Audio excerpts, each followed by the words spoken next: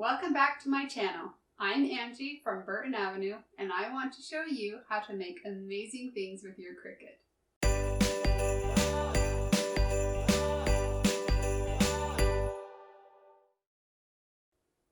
Welcome to the last day of my 25 Days of Craftmas series, where I show you how to make 25 different Christmas projects with your Cricut. And I also share the SVG files I use to make all of these projects for free, so you can make them too. Today, I'm showing you how to make these cute mini Christmas signs, and I just love the way they turned out. There's something about miniature items that just makes them extra cute. So let's go take a look at the supply list and get started. For this project, you'll need wood for the signs, and you can see the description below for the details.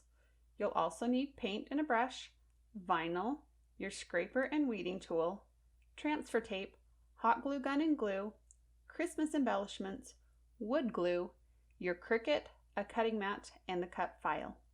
So grab your supplies and then head over to your computer. So the first thing we need to do is grab the SVG files we'll be using for this project. You can get them for free on my blog at burtonavenue.com. I keep all the SVG files for the projects I make and share in this free SVG library. These files will work with all kinds of cutting machines, and they're free to everyone. Once you're on my site, just go ahead and click on Free SVG Files and then Free SVG Library. You will need a password to get into the library, and there are instructions on the screen if you need to get one. Once you're in the library, you're going to search for two different files. One is called Be Merry and the other is called Merry and Bright. These will either be listed under the most recent projects and cut files or under the category Craftmas 2020 Day 25.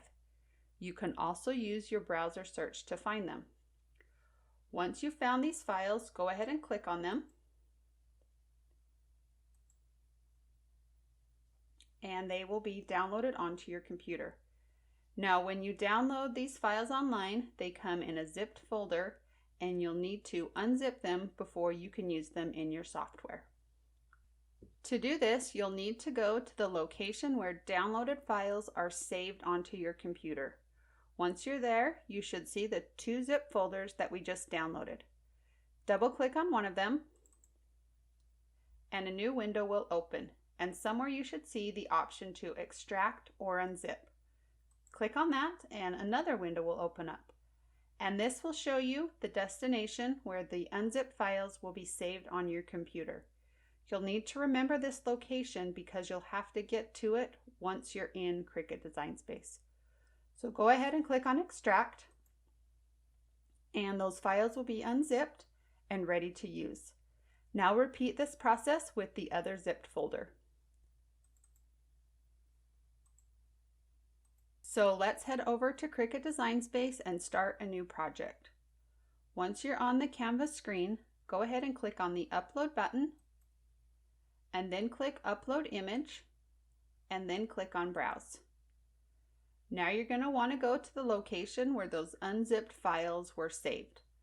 Go to one of the unzipped folders, and inside of the folder, you'll see several different file types listed, and we want to use the SVG. Now sometimes the SVG files will actually be displayed as a Chrome HTML document or something similar to that. So if you don't see SVG in this list of files, be sure to look for that.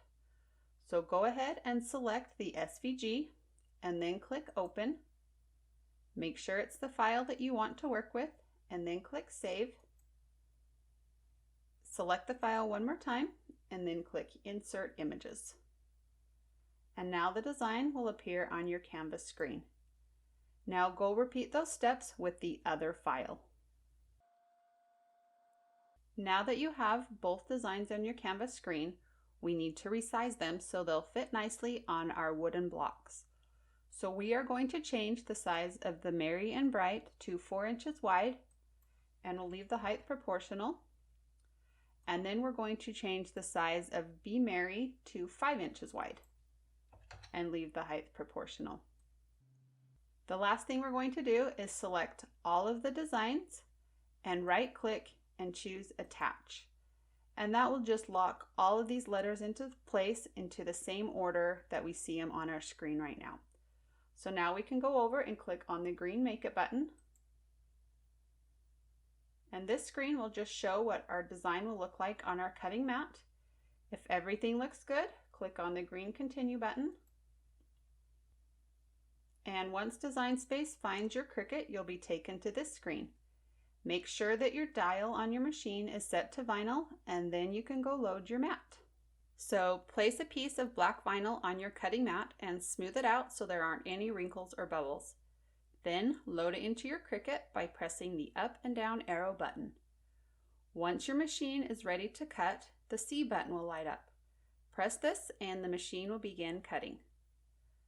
Once everything is cut, you can press the up and down arrow button again to unload your cutting mat. Remove the vinyl from your cutting mat and cut away any unused area. Then weed away the excess vinyl. You can use a weeding tool to pull out the pieces inside of the letters. Once everything is weeded, we're going to apply some transfer tape. So place a piece of transfer tape over your designs and smooth it down. Then trim off the excess transfer tape and cut apart your two phrases. Rub over both designs with your scraper. Now that our vinyl is ready, let's work on our wooden signs. To make this sign, you'll need 2 wood finial sets, a 4 by 6 inch wood block, and a 5 by 7 inch wood block. Apply some wood glue to the bottom wood finial and then glue it onto your wooden block. Then glue on the top finial. Once the glue has had a few minutes to dry, you can go back and wipe away any excess glue. Once the glue has dried completely, it's time to start painting. And we're going to be painting both of these signs white. You'll probably need to do 2 to 3 coats to get a nice even coverage on these signs. Once the paint has dried completely, it's time to add our vinyl lettering. So grab one of your phrases and pull off the vinyl backing. Then position your vinyl on the sign. Since we're going to be adding some embellishments at the top, you'll want to place the vinyl towards the bottom and then center it from right to left.